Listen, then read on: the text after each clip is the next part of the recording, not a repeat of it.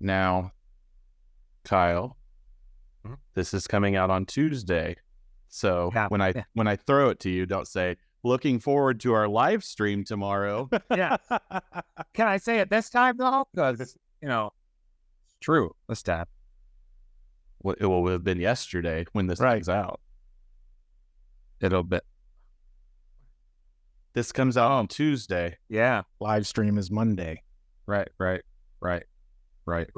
Welcome, everybody, to the Stoned On Sports podcast. My name is Matt.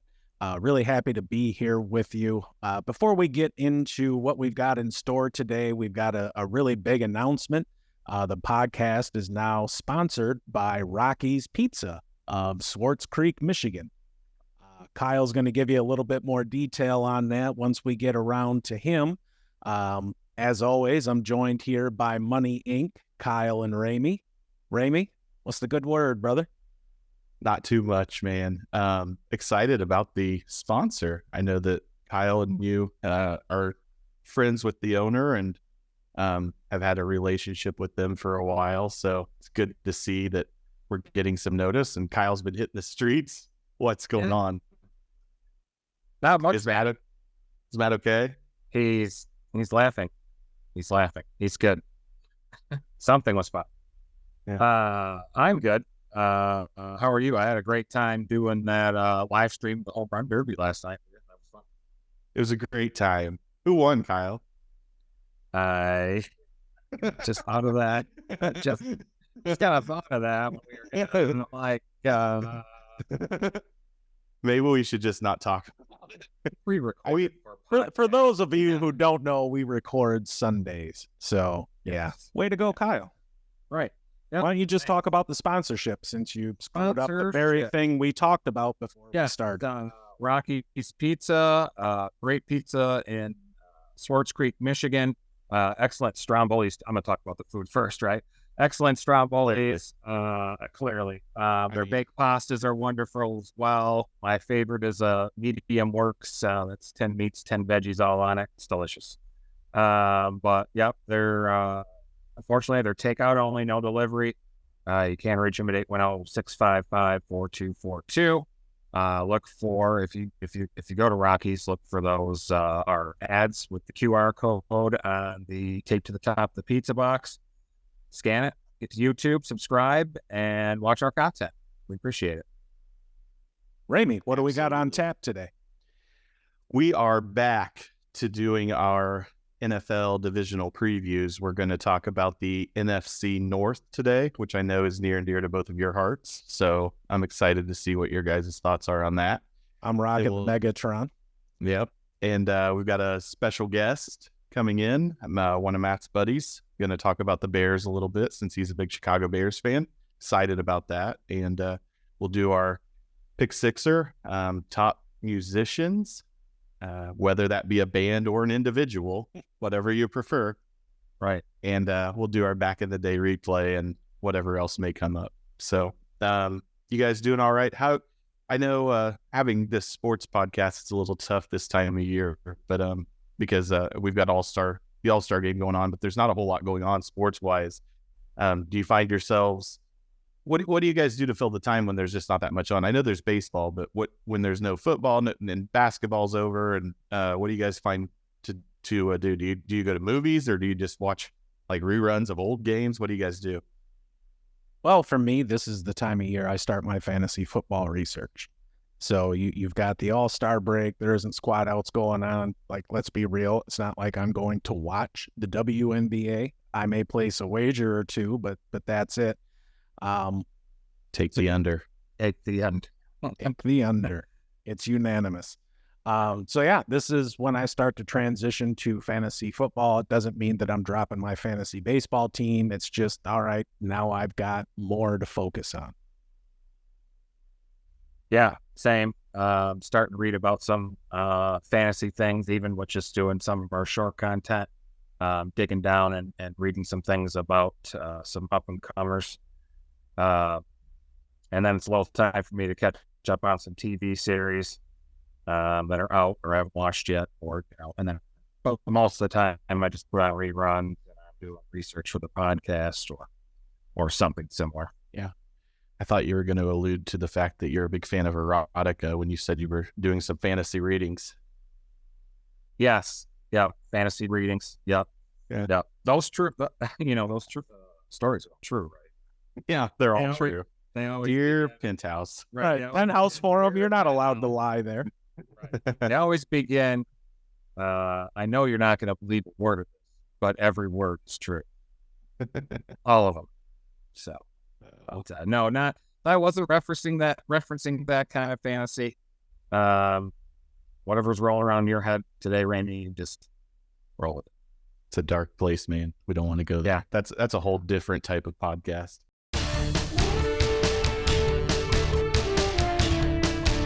All right, it is time to talk some football, and I am excited because today we are talking about the NFC North, and we also have a very special guest on today, Justin, our Chicago Sports Correspondent. How you doing, brother?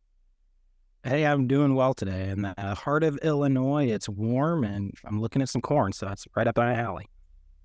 What are the Bears doing this? Well, I guess let's start with how you felt. What happened last year? Last year was encouraging for me, and I say that for a couple of reasons. One, the offensive line got shit on a lot last year, and it was kind of hard to see that because they weren't as bad as they were publicized. I think they were the 14th overall offensive line. Justin Fields, in my opinion, didn't have targets to throw to, and so like a young quarterback that can run, he ran. It was encouraging to see they were in a lot of close games that they lost. I was really happy they got that first overall pick and then traded it, but they got a huge haul with DJ Moore. Super happy with that. But just last season, I feel like it was encouraging to see the growth. To see Justin Fields get a little bit more involved and developed as a leader. I think that's going to pay dividends this year with the team, with his rapport, with his receivers. And I think actually having a better offensive line there coming into this year. I actually expect a wild card berth. That's a little ambitious for my taste. It's a little ambitious. Matt, you'll appreciate this, though. I don't know if you want to give takes yet, but I really do think your Lions are going to take the division this year. I just think they've got too much to handle up there in Detroit. It's strange actually having expectations as a Lions fan, at least in this millennium. They were perennially a playoff team in the early 90s, and they did the every other, we're a wild card one year, and then the next year, we actually have to play a playoff team schedule. Now we're going to suck again. We have a last place schedule, wild card again. Again, I don't agree with you about that making as a wild card, but I think Justin Fields does take a big leap this year that have gave him weapons. They have addressed the offensive line, like you mentioned a little bit earlier. With all due respect for Justin Jefferson, Justin Fields is my division offensive player of the year candidate. Wow. That's my pick. I think you're correct, and I think there's a world where I am being optimistic. I think there's a world there where the Bears, Justin Fields does that, and they still potentially miss the playoffs because that's still a young team coming together, but I think they've got themselves set up pretty well for next year in the draft if things don't work out for him. But if they do, they've got him some weapons. It's kind of like Jalen Hurts in Philly last year. This is a shut up and prove it season for Justin Fields. He definitely needs to improve in the passing game, right? Because like you said, when in doubt, he took off and he ran, and the Bears were number 1 in rushing yards last year, and they were 32nd in passing yards. So you need to see a little bit more balance. But I'm kind of with the other guys. I don't know that I see a wild card berth, but I understand where you can and being an optimistic fan. But do you think that they were 3-14 last year? Yeah. Do you think they could improve to 7 or 8 wins even, and it'd be considered a successful year? I think it'd be hard to consider that too much of a successful year because we've seen too many teams go worst to first recently, and I think that they have the formula. The thing that worries me about that is honestly there are a lot of the pundits picking them to do so. With the weapons they've added in offense, I think Cole Kmet's going to take a leap this year, get up to the 800-yard, maybe even 1,000-yard mark, potentially 8 to 10 touchdowns this year. Him and Justin Fields established a pretty good rapport. But I really like what they did on the defensive side of the football, too. They brought in a couple of linebackers to shore that up, losing Roquan Smith. That one hurt. I'm not going to lie. That still hurt. So I'm rooting for him wherever he plays. But with Kyler Gordon and Jalen Johnson, I think adding Tyreek Stevenson, they're going to be able to really shore up the slot corner and the two on the outside and potentially give the defensive line a chance to get to the quarterback. Because last year they just really couldn't defend.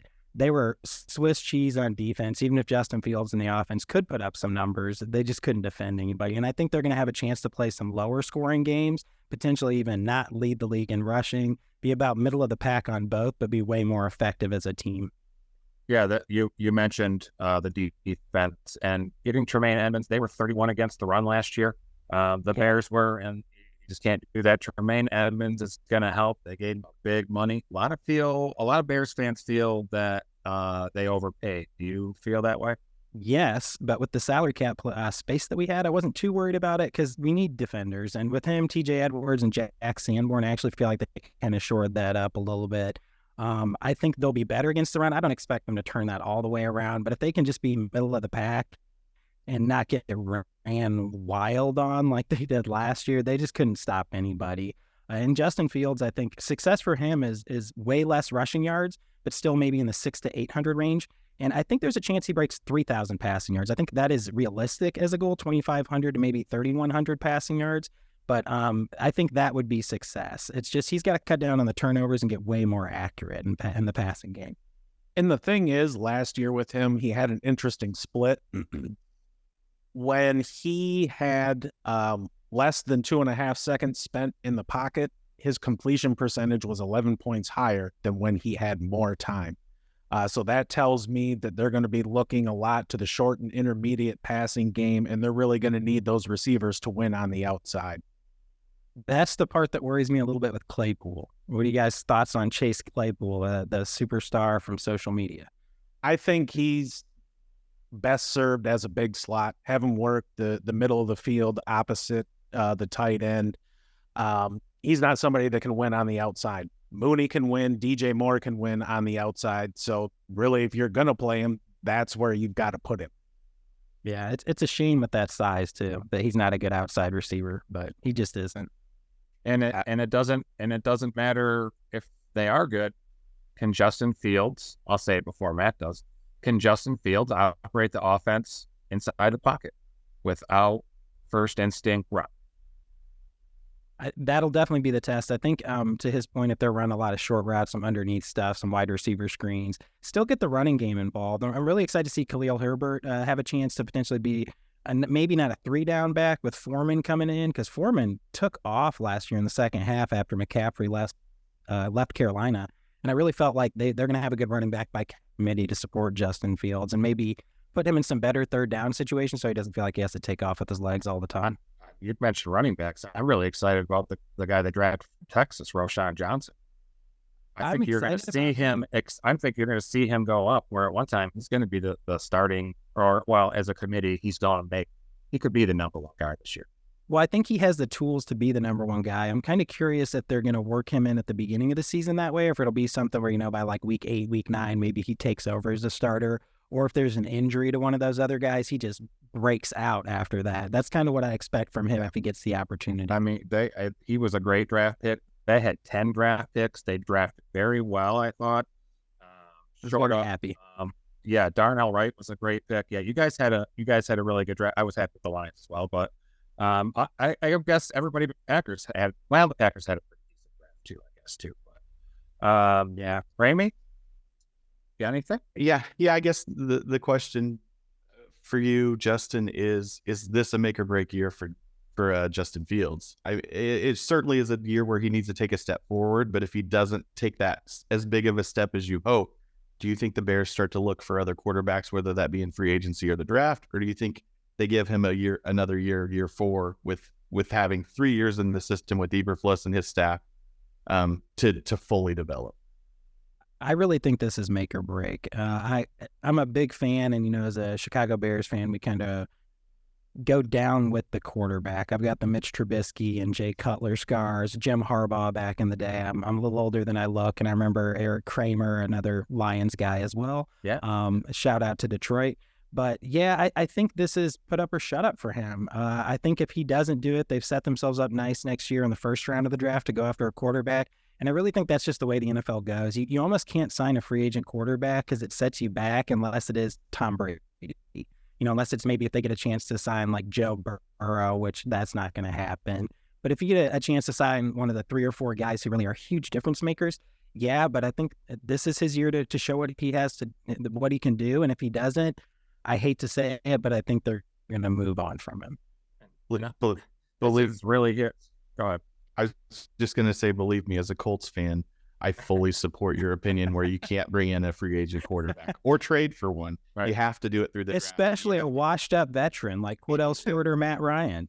Yeah, Matt Ryan, Carson Wentz, Phillip Rivers. Although they did have some success with Phillip Rivers, but I'm digressing. He had to retire. When Jacoby Brissett's your favorite quarterback in the last few years, that's a problem, right? Yes, it is.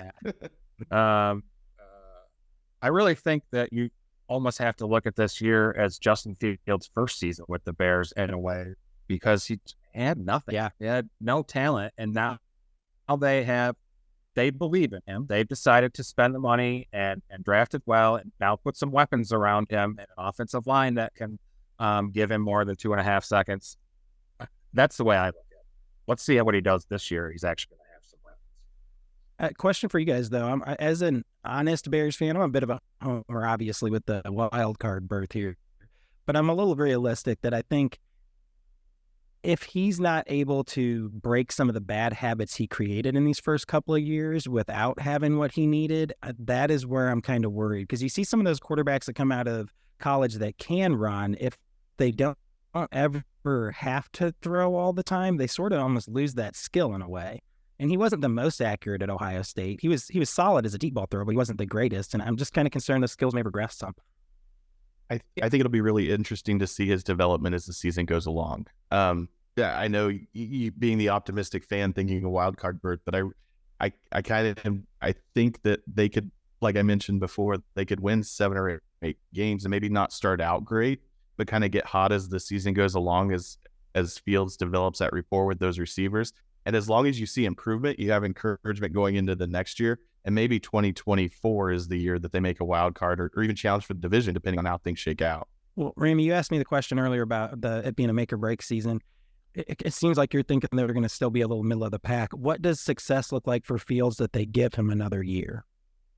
I think you have to look at him at the end of the year and see a quarterback that's improving over the beginning of the year. So I think obviously he's got a full offseason with this staff and with his receivers, and he's going to make improvements in the offseason. But I think it's going to be seeing on the field him breaking those tendencies to run. When there's those opportunities to run, he stays in the pocket and he looks for a second or third receiver rather than taking off immediately. It probably won't happen day one, but I think if you can see the trend kind of shift as the season goes along, as I mentioned, I think you can be encouraged going into the 2024 season and still say that this year was a success because you've put the pieces around him and he's taken the steps as a quarterback to improve and make the fans confident in him as the franchise quarterback going forward. Yeah, I think that's fair. I really think it's going to be fun to see with DJ Moore there as a true number one receiver. He's never had that opportunity.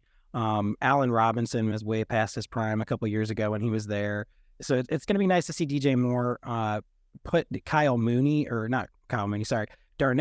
in the secondary slot there, and then put Chase Claypool, Cole Kmet, and put the guys more in their natural spots, because they were all batting a little bit above their place in the order, if you know what I mean, last year. Yeah, I like Cole Kmet. I think they got a good one when they picked him up, especially from the fantasy perspective. I know I think most of us play. Justin, I know you play because we played last year. I do. Not well, but I do play. Yeah. But they do have some good pieces there. There's some reason for optimism. I kind of like Jaquan Brisker, who was a rookie last year, played every snap in all 15 games he was active. Their win total for the year is set at 7.5. I'm actually going to go under that. I see them as a 6-11 team, just kind of glancing through the schedule. Maybe they get to 7 wins, but as we've kind of discussed, I think them making a wild card run is a little optimistic. It's definitely optimistic. What do you other fellas think? Kind of think that they're going to be around that 7 to 8 win mark. And who knows how the NFC is certainly the weak conference. So depending on how things shake out, they may be sitting at 7 wins with a couple weeks left in the season and have an opportunity for a wild card. So I don't think it's so optimistic that it's completely out of the question, but I really think that the Bears have added weapons to take the excuses away from Justin Fields, and he needs to take that step forward. It's on him. And if they improve, whether or not they make the playoffs, I think it can be considered a successful year, but I think they'll be right around that 7 to 8 win mark. Not to hedge on the over-under, but I kind of did. Well, Vegas is good at that over-under. Yeah, they are. They definitely are. Circling back to DJ Moore a bit, the impact that he is going to bring is huge. A stat I came across is 364 receptions over the last 5 seasons would make him third on the Bears' all-time receptions leaderboard behind Walter Payton and Matt Forte. Blown away. 2 runs. So right. And and his 5,200 receiving yards would be most in franchise history for the Bears. So he is going to that bring. hurts to hear, but I'm not shocked. Yeah, he is going to bring what they need, I think. And I think the defense is going to be really good. Agreed. I think that's going to be a big improvement. It's going to be more like Bears football than those track meets last year. Yeah, the NFC North and their bruises and it's a tough division. Defenses are always tough. I can't wait for football. Just Ian Wither. Any more Bears things? Did we touch on the schedule at all? No, we didn't. I was going to say that the preseason, they've got Bills, it looks like Titans and Colts, 2 home games, the away game against the Colts. Those mean nothing other than shaping out the roster, so that'll be kind of fun to see some of the early down interaction between Justin Fields and the receivers he has. Supposedly he's got great chemistry, but that's always the offseason headline, so we'll see what happens when the games start. Yeah, they've got a rough stretch right in the middle of the season, weeks 8 through 12. They play 4 out of 5 games on the road, and it's not like they're, scrub teams they're playing on the road. No. At the Chargers and Saints, home for the Panthers, then at the Lions and Vikings. So that may be a make or break point in the season for them. They do kind of get a little bit of a benefit towards the end where they go to Cleveland and then they play Arizona and Atlanta at home. So not to kind of harp on my point from earlier, but I could see them being a team that kind of gets hot at the end of the year because of the schedule, the way the schedule's laid out. And again, leading to that encouragement, that enthusiasm for the following season. I mean, I don't think Arizona's going to be a challenge, but I feel Atlanta, actually, that would be a tough game, I think. It'll be interesting to see what Atlanta does this year. I think they're headed in the right direction, but they've got a lot of injury-prone guys. Yeah. Well, NFC North. We're prepared to talk about Bears for the for most of the thing. And I want to talk to you guys a little bit about some NFC North stuff because I think all of us here would probably agree it's a QBs and coaches league. If you've got a good coach and a good QB, you have a chance of competing. If you don't have both of them, you're really going to struggle to compete for a title. If you have one or the other, you can make the playoffs and maybe be competitive. And I think the NFC North with Aaron Rodgers leaving, it's wide open. And Jared Goff's really played a lot better for Detroit. Kirk Cousins is very inconsistent in Minnesota. And then what do you guys think of Love in Green Bay? Do you think he's going to have a good season this year? I honestly, I think he's going to struggle this year. I think he'll be successful in the long run, but I think the shadow of Aaron Rodgers is going to loom large over him this year. Yeah, that's a very reasonable take. I think for a good part of the season, they're going to take the ball out of his hands. Over the last 3 years, they've only averaged 533 pass attempts a year, and that's with Aaron Rodgers. So now you have Aaron Rodgers leaving and you put in Jordan Love, it's not like you're going to throw the ball more.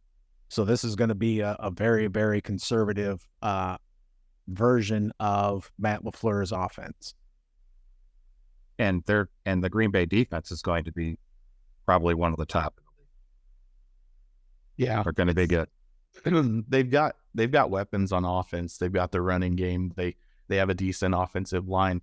I feel like with Rodgers, they waited 2 years too long to rip the Band-Aid off. When he was going through all of his drama a couple of years ago, I think they should have looked to trade him. They may not have gotten the return that they did. Not that they got a great return on him when they traded him. But I feel like because of the way the rookie contracts are structured, if you want to see Jordan Love succeed, you probably should have started playing him year 2 rather than year 4, because you're going to have to make a decision on whether or not you want to pay him in a year. And if he shows signs of promise this year, it could be a really risky proposition. I know you could do the 5th-year option with him as a first-round pick, but I feel like that they may have waited a year or two too long to trade Rodgers and see if Jordan Love is their quarterback of the future. Do you think that he could have gotten, or the Packers could have gotten a little bit more for Rodgers after that first MVP season? In my mind, that was kind of the time to sell high on him. At his age, with the ayahuasca trip under his belt, he's really ready to go. But prior to the darkness retreat, which I still don't quite understand fully what that was, but it seems to be working for him. I think that if he would have been traded after that first MVP, there would have been a huge revolt of Green Bay Packers fans. I don't think that would have went very well. I just mean in terms of the return they could have gotten for him. I agree. The fan base, you're right. That was kind of an all-time high with the exception of the Super Bowl season. Yeah, you could have got a bundle for him.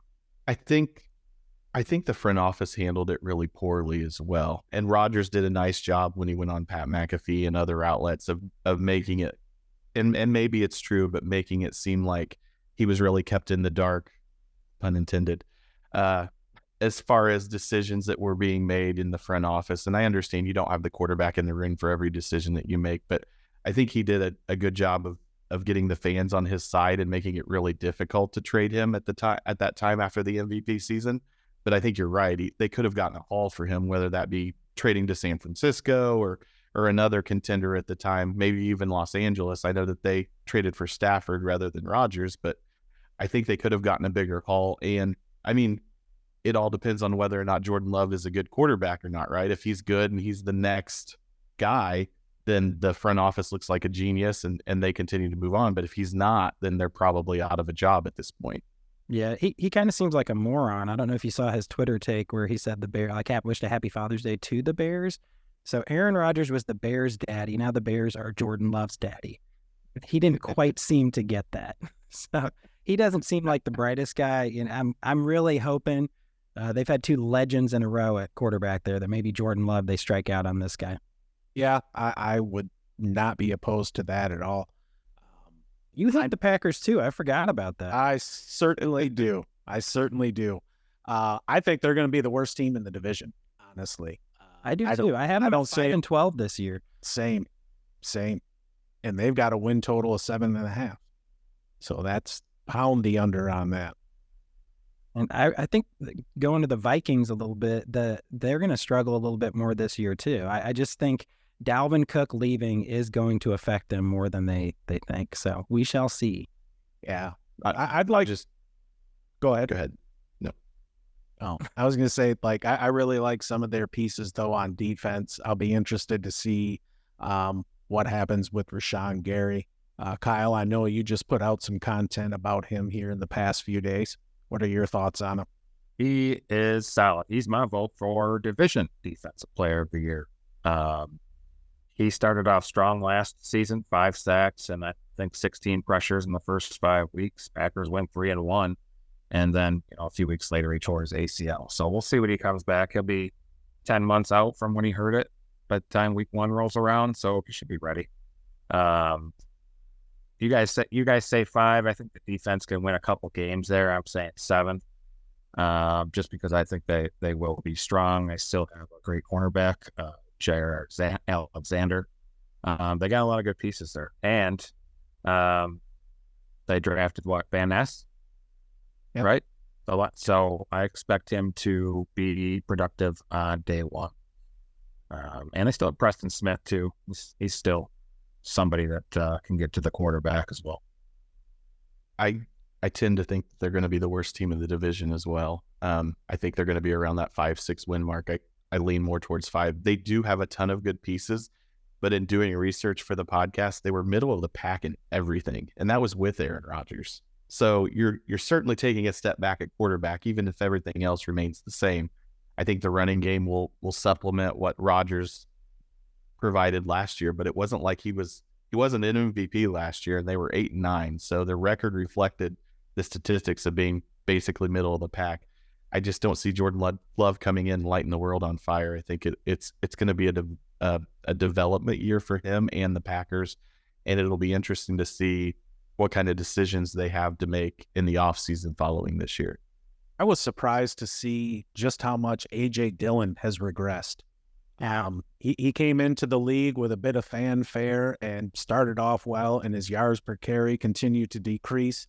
And I don't understand how a man with thighs like that could only have 6 broken tackles last year. How does that happen? The security guard shackled him in the preseason. You remember that? That's what happened. Yeah, like I come across that and was just shocked. Yeah.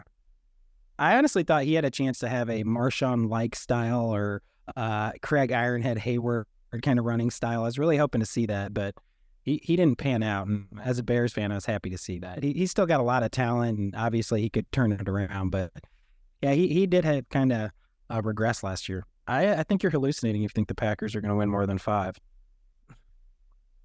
I mean, Kyle might be hallucinating. So yeah, you never know. You don't know what I did before this. Man. We got to do these in person. Right. Unfortunately, I'm all the way up in Michigan. You fellows are all right. What were you at, Justin? Chicago area? No, I'm actually in central Illinois. I'm in a small town called Morton. It is actually the pumpkin capital of the world. Had no idea till I moved here a couple months ago. But yeah. Wow.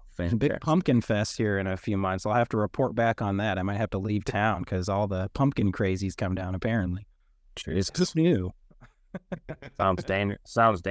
That sounds like a great intro for a horror film. Yes. Yeah, I think Halloween 39 is going to be.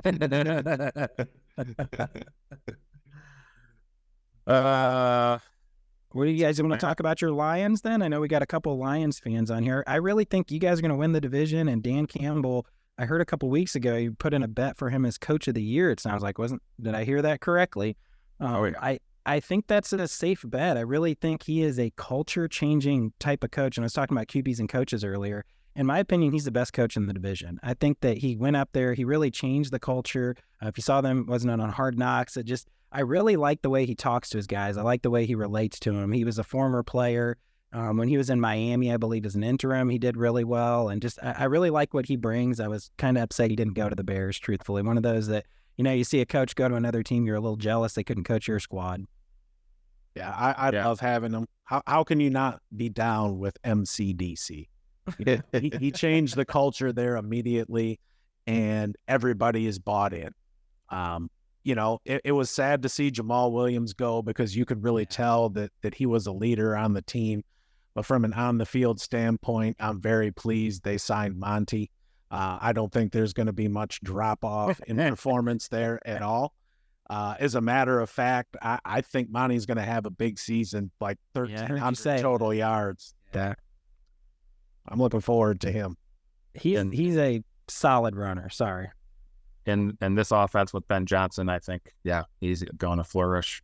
And we're going to see if Jahmyr Gibbs is a running back who is a receiver or a receiver who can play some running back. And I'm excited to find out. I think he's probably going to be more a receiver that plays running back.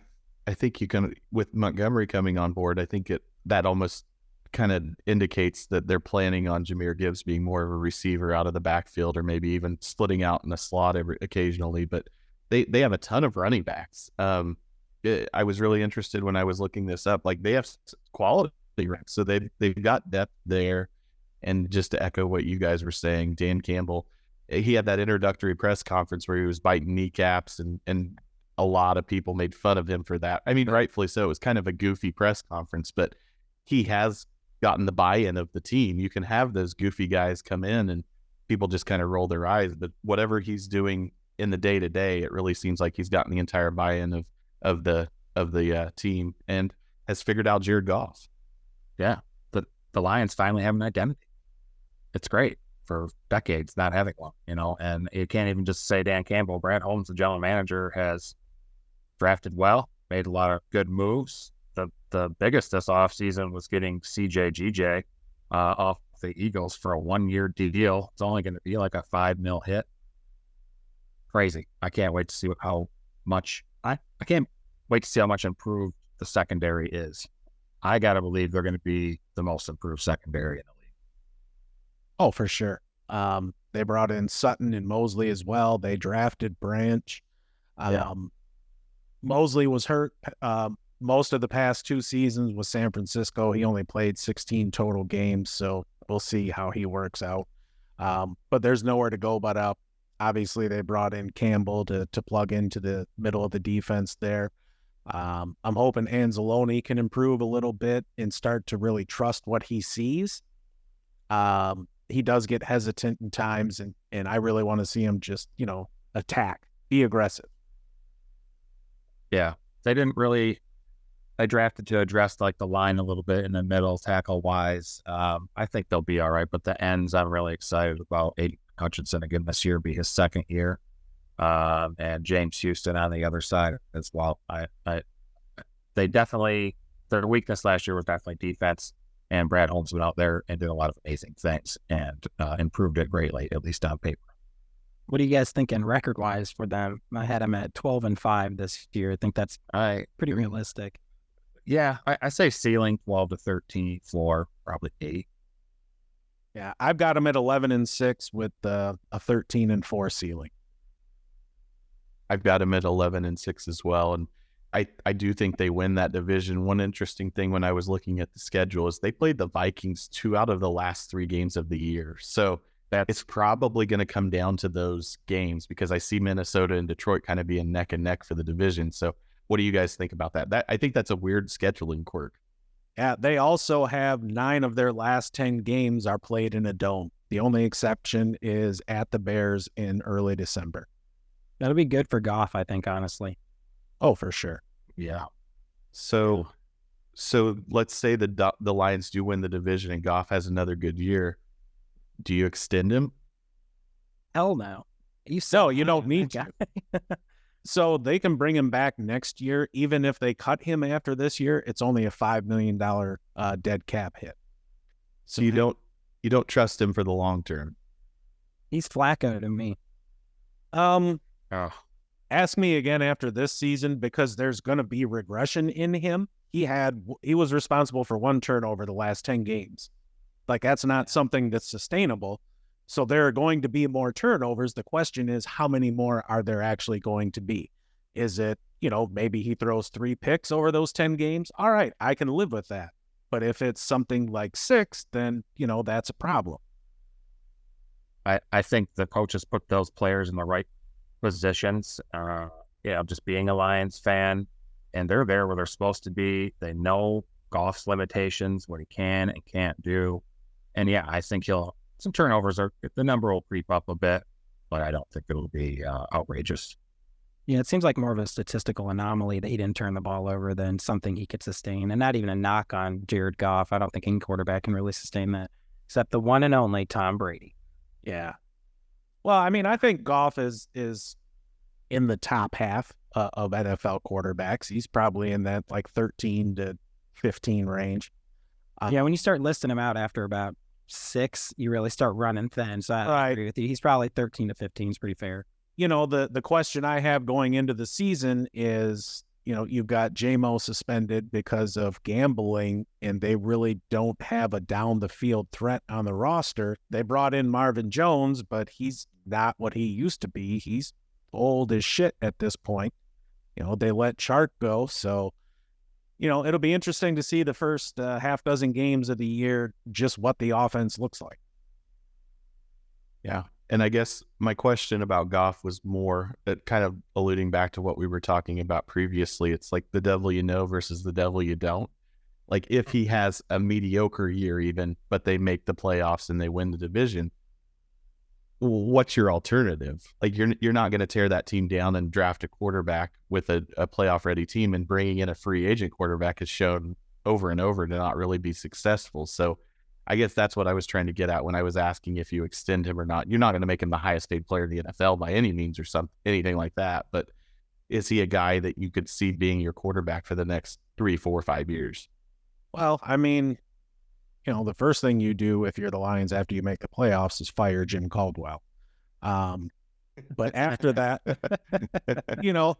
They drafted Hendon Hooker, who's coming off a torn ACL. He looked legit as hell at Tennessee and performed at a very high level there in the SEC. Is he the answer? Who knows? I don't think he was drafted to be the answer. He was drafted to be the backup quarterback. And if there's something there, cool. If not, nobody's losing sleep over it. In a perfect world, Detroit finds a way next year to do trade up to number 2 in the draft and take Drake May. But I mean, that's not going to happen. And I'm optimistic thinking the Bears are making the playoffs. Right. I'm going to reserve judgment until after this season. Show me you can do it again. With Hendon Hooker, you kind of make me think of Kirk Cousins' entry into the NFL as a backup quarterback being drafted behind Robert Griffin. Look at the career he's had, though. So you never know how injuries and how opportunities are going to shape a person's NFL career and how that's going to shake out. So we're talking about this in a perfect world. Do you guys foresee any team being bit by the injury bug? I just wishful thinking the Packers. I think it'll be Detroit or Minnesota just because they play on turf. Yeah, that's good. And you mentioned there's a bunch of inside games there next season or this season for the Lions. So, fingers crossed it's not them. You're right. Yeah. No. Oh, thank you. They're going to have another top 5 offensive line. I think they're going to give Goff that time again. They're people. They're big boys. They are fucking people movers. I could see the Colts signing for Goff next offseason after he has a good one. Yeah. Maybe we bring a couple first. He'll start selling touchdown passes like a year, and he'll be like, okay, guys, talk to his agent. This is our guy. Yeah. Great. We'll trade you Anthony Richardson. I don't know. He picked up the garbage. I don't know. No, that makes him a good person and a really good quarterback, apparently. Yeah. Hopefully he can do that on the field. I actually think he's such a good raw talent. I know we're not talking AFC South, but I'm excited to see what he can do for the Colts. You guys deserve something after what happened with Andrew Luck. Yeah. Thanks. I appreciate that. No problem. I like Andrew Luck. He's an interesting guy. The Ricky Williams of quarterbacks, if you will. Yeah. Yep. That's a great comparison. Ran into him in an airport one time, and genuinely nice guy. Who, Ricky Williams or Andrew Luck? Ricky Williams. He actually took a couple minutes, chatted with me. I didn't want a picture or an autograph or anything, so that probably affected the outcome a little bit, but he was just a nice guy. Speaking of statistical anomalies, I didn't want to cut you guys off because I know you love the Lions, but when you were talking about statistical anomalies, the Vikings were 11-0 in one score this year. Yep. That's going to regress, and they are going to be as good as they were. Oh, yeah. Yeah, I had that on my little episode notes here as well, and I have it in bold. I have it starred because it's crazy, but those kind of things tend to reverse the next year, and I could see the averages. I could see them being the team hit by the injury bug and just losing some crazy games this year. Yeah, it's can Alexander Madison, kind of recreate what they lost with Dalvin Cook? He's had 1,100 yards in 4 straight seasons. Can Madison do that? And can Jordan Addison pick up the slack that they're losing from Adam Thielen going to Miami? He's a total he's a total upgrade over Thielen. I'm high as hell on him. I know Matt is as well for fantasy this year. Thielen's a veteran. He can do things, but Jordan Addison can do so much more. And Thielen couldn't make space last year. He really had a hard time getting open. He lost a step. His route running wasn't as crisp as it was before, and he wasn't an asset last year, I didn't think. That's the kind of guy who signed to a 3-year deal. Right? Yeah. Addison's much better separator and playmaker than Thielen. He won the Blitnikoff a couple years ago. Like I said, he's somebody I'm targeting because he's going to see a lot of single coverage. With Hawk and Justin Jefferson, on the other side of the field. That's what I was going to say. He's a little on the small side, and I think if he were drafted by a lot of teams to be the number 1 guy, he might come in and have some problems. But if you're the number 2 or even 2B behind Jefferson, I mean, he's going to have a ton of one-on-one coverage, and I think he's really going to have an impact this year. Yeah, I think his floor is Adam Thielen's season last year, which was 70 grabs for 700 yards and a handful of touchdowns. I think that's his absolute floor. I don't think 1,200 yards are out of the question for him. Really? Yeah. Wow. Jordan Jefferson draws so much attention. Hawkinson really gives defenses issues with, matchups. He's going to be on his own. Yep. And you're an NFL receiver. You've got to be able to win one-on-one.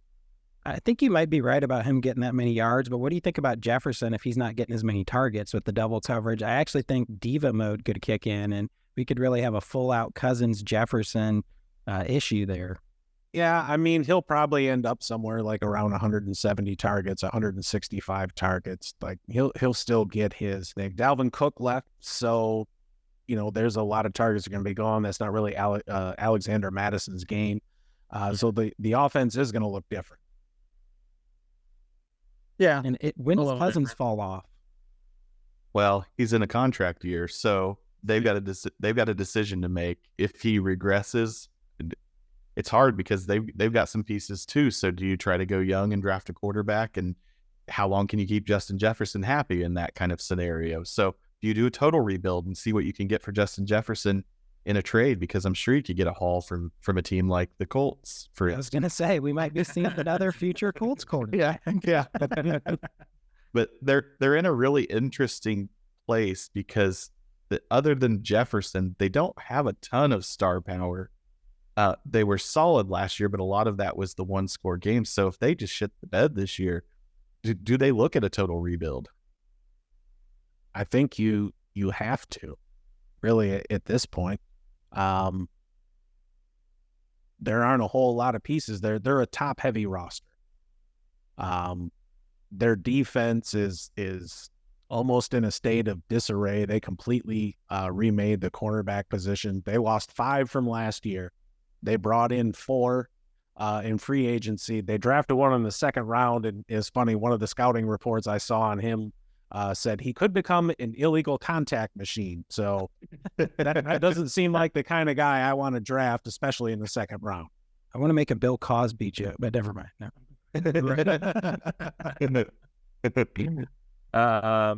This will be the second year with respect to Cousins. The time he's been there, this will be his first time having an offensive coordinator the same 1-2 years in a row.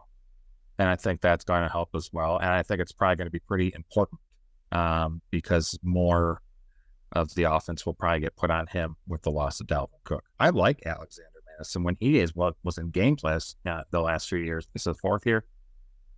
Look at I think so, third or fourth, but yeah. Yeah. He's had some good runs, especially when Dalvin Cook went out with injuries a few times over the last few seasons. He's looked good. But good vision when he's running. Yes. Yep. Good vision, but he's never taken 100. He's never hit 150 carries in a season or breaking the 500-yard mark either. Again, you got Dalvin Cook in front of you. It's hard to get above those numbers, but then can he stay healthy? Yeah, will his body hold up there? Yeah. Yeah. So he averages 4.1 a carry. It's not horrible, but not bad. Not bad, but we'll see. The one-score game thing that Raymond brought up was something I wanted to harp on too, because they're not going to replicate that.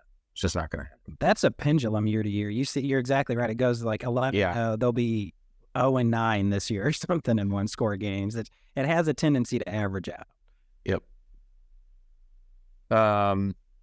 Their schedule, we got a late bye, week 13. I hate late buys. Buys should just be like 8 to 11. Momentum. 8 to 11. That's it. I think if you're a veteran team, the late buy can be effective to get you the rest you need. But if you're a younger team, I think it really ruins momentum and kind of kills some of the chemistry you had. It's like a London game or something. Yeah. And they got go out. I think it depends on the schedule too. I mean, if you're just dog shit in the 2 to 3 games before the bye, it can be a situation where that bye is a good thing. But if you're, like you said, Justin, like if you're hot and you have that bye, it could kill all of your momentum. So I think it not only is it when the bye is, it's who you're playing directly before and after the bye as well.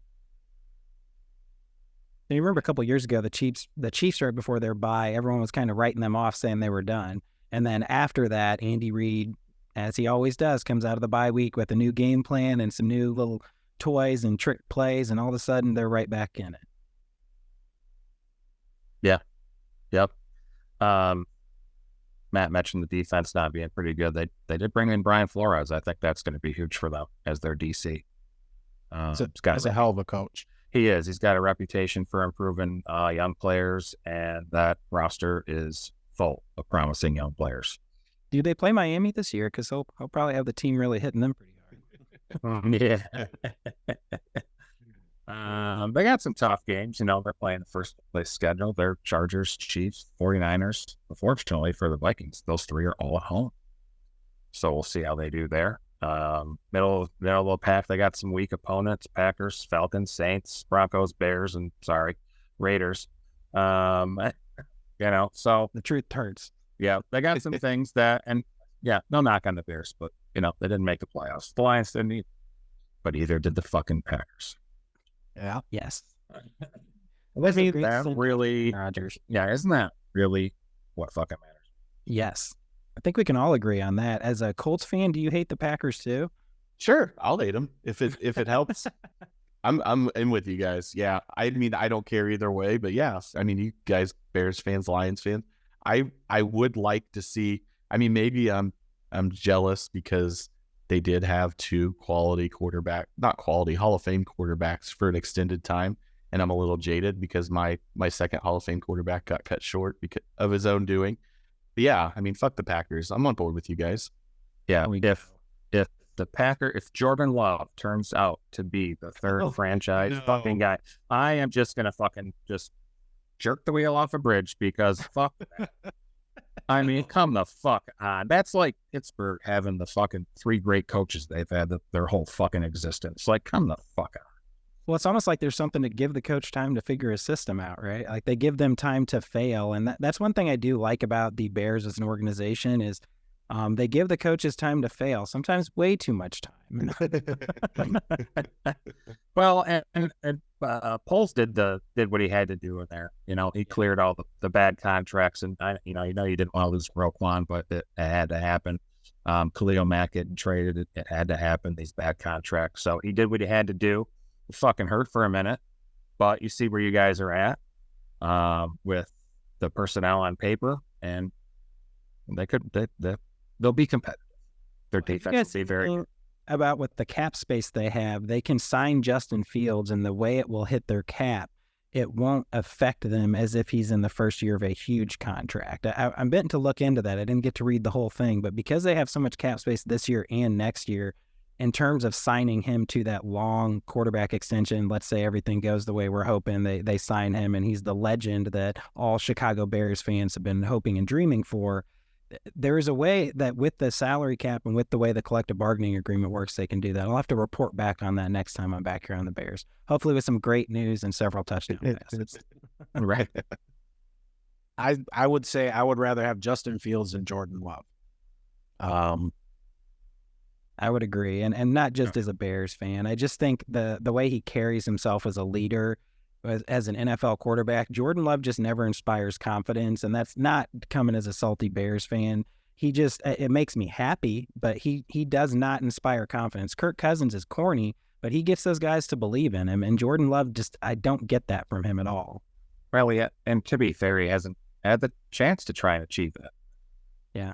Yeah, and Rodgers didn't when he was the backup either, so you never know. Maybe there's something to it up there. That's why I said it. It's a third one in a row.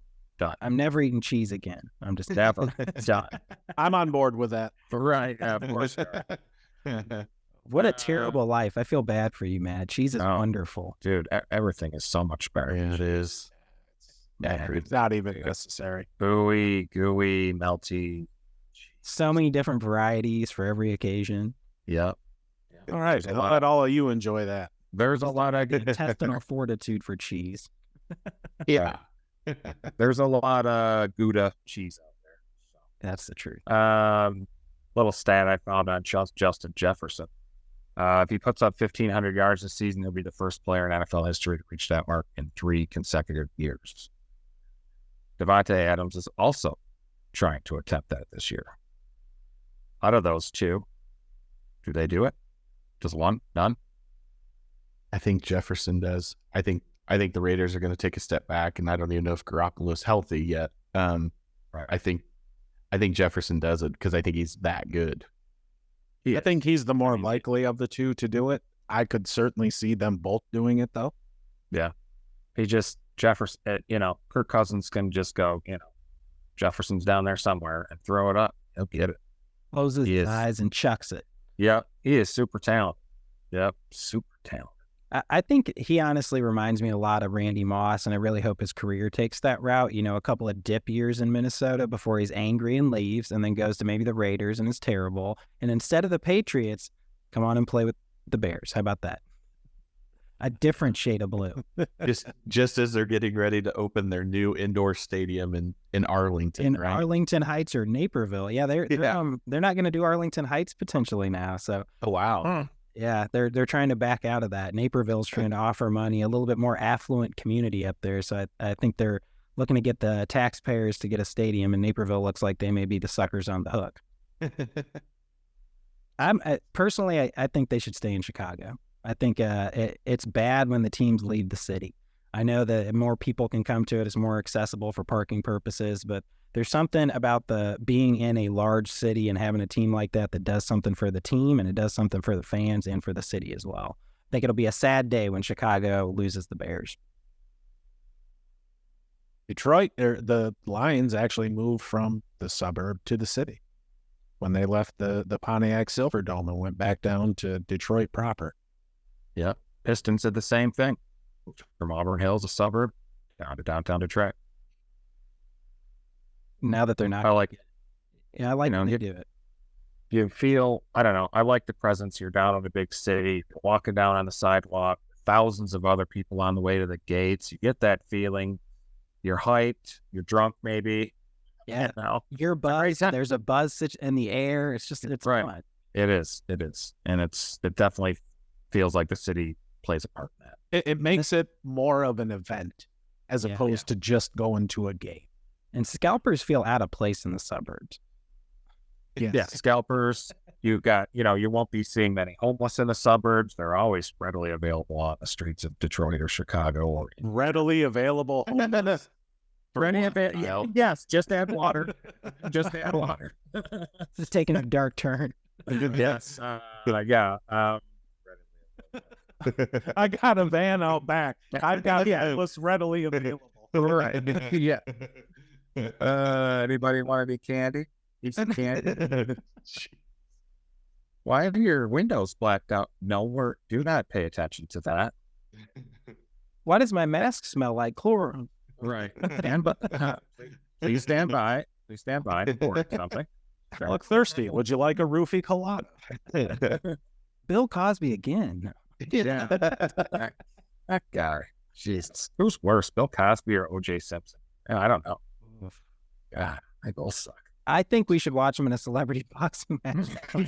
We should. It could be the those two versus Jake Paul. I mean, it's clearly Cosby. OJ's innocent.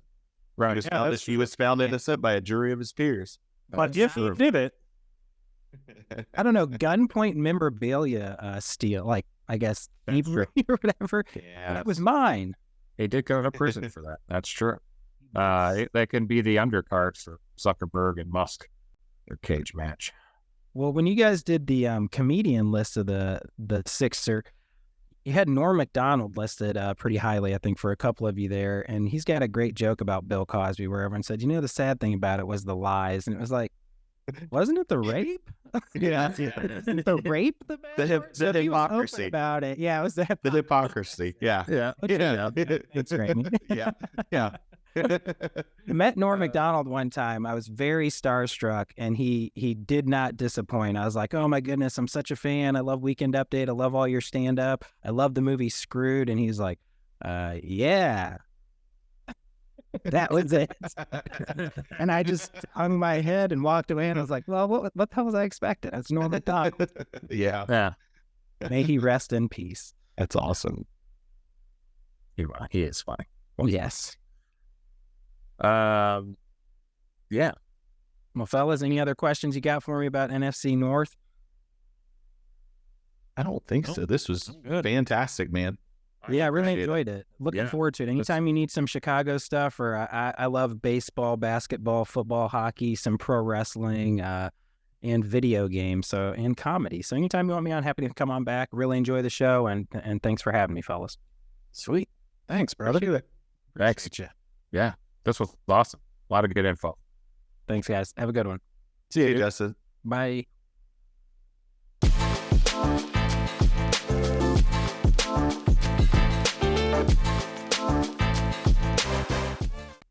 All right, now it's time for our Pick Sixer. This week, we're going to talk about some of our favorite artists, bands, musicians, whatever it may be. Kyle, would you like to lead us off? Absolutely. I'm gonna go number one, the Beatles. You guys probably knew I was already gonna choose them. English rock band, of course, John, Paul, George, and Ringo, regarded as one of the most influential bands of all time. That's really all I need to say about them. Number two. Can you tell me? I've never heard of these Beatles. Yes, never heard of them. Well, they were, like I said, very influential in music, integral in the 60s counter culture. Yeah, huge. Love them. Thank you. Not a bad Beatles song. There's not a bad Beatles song. There's a couple, but there aren't many numbers either. Yeah, well, that's number two, country singer Garth Brooks, and he's a songwriter as well. The best-selling solo. Jesus, he is the best-selling solo albums artist in the United States ever, ahead of Elvis Presley. He is only second only to Beatles in total album sales overall. Interestingly enough, I forgot about this, but he had a little short foray into baseball. He did some spring training, couple years with the Padres, 2000 for the Mets, and then 2004 for the Royals. Unsurprisingly, he did not make any rosters. He got his one and only hit off Mike Myers during his final spring training game, the Royals in 2004. I did not remember it, I should say. Number three, Led Zeppelin. Beatles were the 60s. Led Zeppelin is my favorite band from the 70s. Robert Plant, Jimmy Page, John Paul Jones, and John Bonham. They're also, influential, one of the best-selling artists. Great songs. Stairway to Heaven is probably their most famous song. Number three, Prince. Let me just cut to the chase here. If any of you don't like Prince, you found it out. I mean, who doesn't like Prince? Famous singer-songwriter, well known for being kind of flamboyant, androgynous. He had that little, was it the 90s? Yeah, it was in the 90s where he famously changed his name to the love symbol and was just known as the artist formerly known as Prince. Unfortunately, he did pass away in August of 2016 due to an accidental overdose of fentanyl. Number four, Johnny Cash, American singer-songwriter, known as the Man in Black. Left a huge mark on music industry with his deep, resonant voice and the blend of country, rockabilly, and folk music. I Walk the Line, Folsom Prison Blues, Ring of Fire, famous songs of his. He had a lot of ups and downs in his careers, battled with addiction. He died from complications of diabetes back in 2003. And number six is rapper Dr. Dre, influential American rapper, record producer, entrepreneur, and his debut album Chronic in 92 and the Chronic 2001 are still two of my favorite albums of all time. Ramey? That is a very interesting and diverse list, Kyle. Thank you. I like a lot of different music. Yeah. I was mentioning this earlier. I'm not the biggest. I love music, but I'm not like into the details like you. So I do have a top six. A lot of them are from different points in my life when I was probably listening to music a little bit more. And but we did have one crossover. My number six is Led Zeppelin. So really enjoy Led Zeppelin. Have a couple of their albums. Won't say much more, but just really enjoy it. The Stairway to Heaven is probably not in my top 2 or 3 of their songs, but it's a very good song. They're a very good band. It's not. When the Levee Breaks is probably my favorite. So. Yeah. My number 5, Incubus. They were a band that it was just came up at the right time when I was in high school, kind of early in college. Just Make Yourself, Morning View, Science. They had some albums after that, but those are really the 3 albums that I resonated with me. And then moving on to number 4, the Red Hot Chili Peppers. Stadium Arcadium is an album that I probably played 50,000 times in my car driving back and forth from IU to home on that 3-hour drive. So listened to that a ton. It was just a great album, and I really love their music. So number 3, Foo Fighters, was actually the first concert that I ever went to was a Foo Fighters concert. Dave Grohl moving on from Nirvana and completely reinventing himself with the new band and being the lead singer for Foo Fighters. Just really enjoy their music. Number 2, Tom Petty. It's one of those, Kyle, you say that there's no bad Beatles songs. There's not a terrible Tom Petty song, really. It's just a guy that wrote a lot of good kind of a like folksy bluegrass rock mix. Just again, growing up, just heard that on the radio all the time and still listen to him to this day. Which brings me to my number 1. It is a band that I'm going to go see later this summer. I have seen them in concert a couple of times. From 91 to 94, they probably had as good of a run as any band in a 3-year period. My favorite band of all time is Pearl Jam. Love Pearl Jam, love Eddie Vedder. Doesn't hurt that he's a Cubs fan. I actually saw them play at Wrigley Field after a rain delay. They played until about 1 o'clock in the morning. It was a fantastic concert, and I'm going to go watch them here in Indy later this summer as well. So Pearl Jam is my favorite band of all time. Matt, what do you got? That's a good list. Dave Grohl's a good guy. He's a really good dude. Yeah. Yes, I've seen a couple different clips where he'll take just recently, he took a kid off stage, could play guitar, and they jammed, and that was awesome. The kid, like, at the time of his life, he's never going to forget that. Dave Grohl seems like a great guy. Yeah. It's nuts that he went from being the drummer of Nirvana, and I know that it's not unique for people to be able to play multiple musical instruments, but being the drummer for Nirvana and then completely kind of doing a 180 and being a guitarist / lead singer for another extremely successful band. It's just not something that happens very often. But yeah, those are mine. Matt, what do you got for us? Well, mine are way different than both of your guys's. Number 6 for me is Tupac.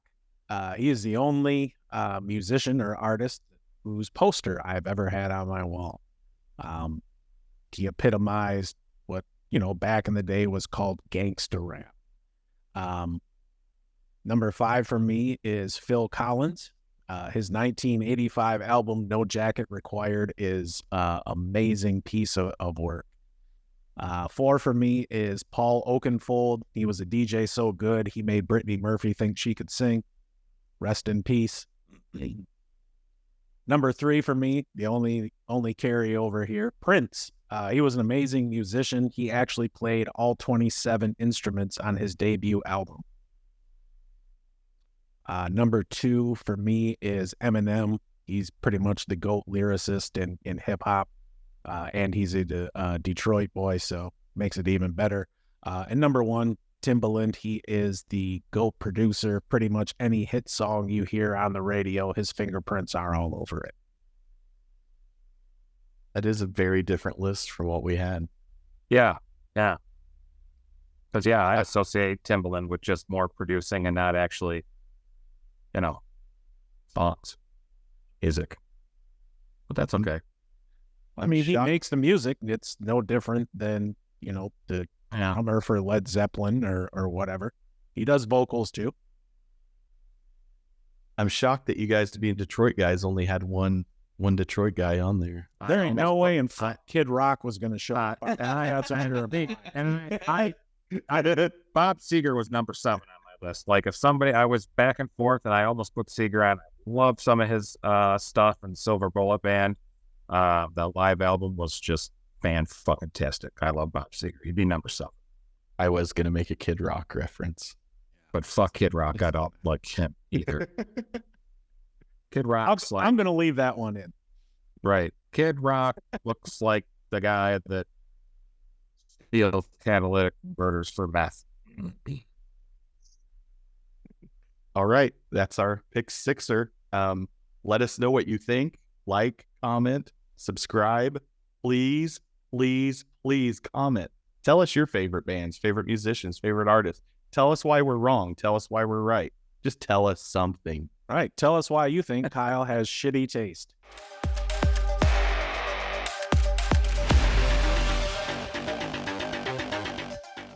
Now it's time for our Stone on Sports podcast back in the day replay. Mine is on July 14th, 1951 this week. A 1 1/16 mile race of thoroughbred horse was run at the Monmouth Park Jockey Club in Ocean Park, New Jersey. It was known as the Molly Pitcher Handicap, which was won by a horse named Marta. The race is still an annual tradition at the racetrack. Why am I talking about a horse race, you ask? It was the first broadcast of a sporting event shown in color. It was aired on CBS. Unfortunately, most of America did not see it in color. Color TVs were not readily available until the 1960s. Ramey, what do you got for the back of the day replay? Well, Kyle, in the spirit of the All-Star game in this week in 1968, the first indoor All-Star game was played. Do you fellas have an idea of where that game was played? The Astrodome. Matt is correct. It was in the Houston Astrodome. Damn. Matt, what do you have? All right. July 11th, 1914, pitcher Babe Ruth debuts for the Boston Red Sox.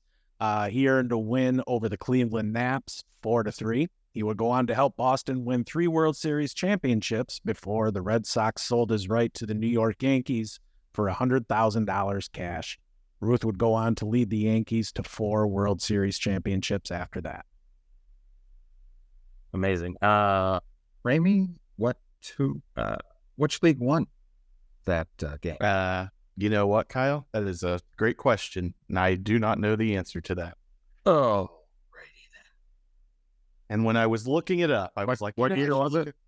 What year? 1968. You know who won? Tigers won the World Series that year. That's all. NL 80s to AL 1-0. The time of the game was only 2 hours and 10 minutes. 10 minutes. Yeah. Early versions of the pitch clock. Jeez.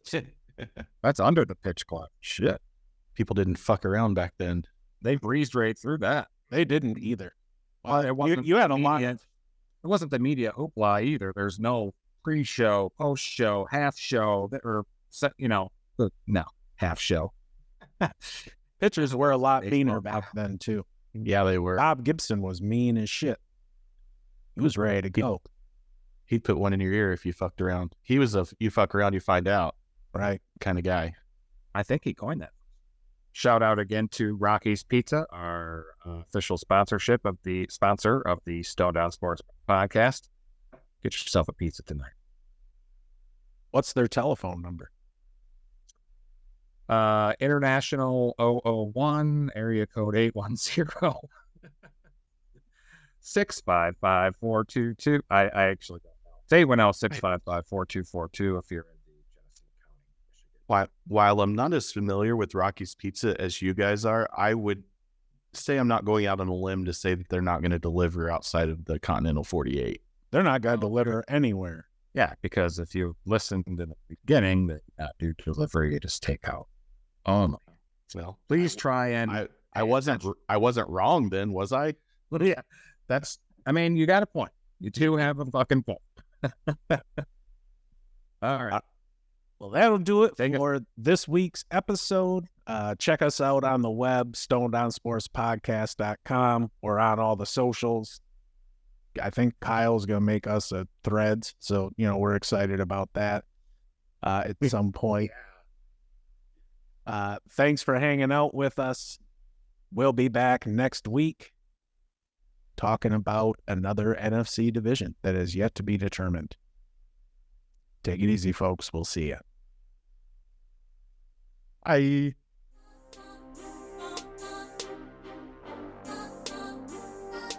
good to know.